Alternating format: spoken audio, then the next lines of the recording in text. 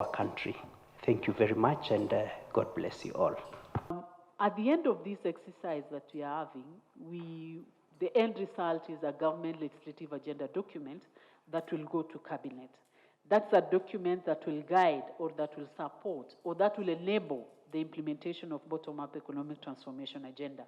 So at the end of this discussion then, we trust that we shall all be aligned on the policies and legislative initiatives that the State Department is pursuing in the implementation of BITA and other strategic objectives that the State Department may have identified as critical in the delivery of its mandate.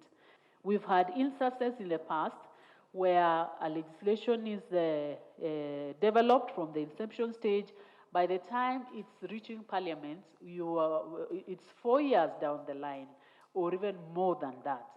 So this office is there to coordinate, to ensure that a legislative proposal takes the shortest time to reach Parliament, and once it is in Parliament, we also liaise with Parliament as an office to ensure that it's given the priority it deserves. I'm very happy about the establishment of the State Department for Legislative Affairs. It indeed provides the missing cog, or the missing link that has been there between the executive and the legislature, because the legislative agenda cannot be discussed without the entire spectrum.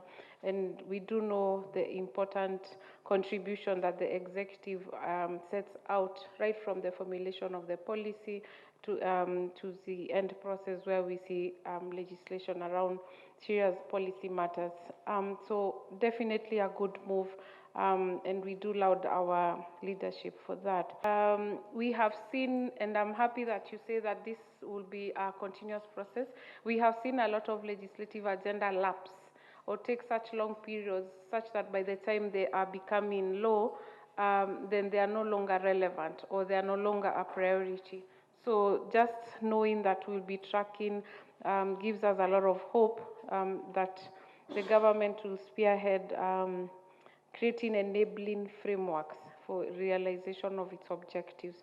Of course, we cannot handle the better priorities without a whole of government approach. And for us, better presents an opportunity for gender to be cross-cutting. Office of the Attorney General. Good afternoon. My name is Sheldon Begison, Office of the Attorney General. Ngige is always very quick to mention that. I said earlier that the way it is expected. So far, I've said this is the best presentation, it's very elaborate. For example, the gender bill, Parliament. That is.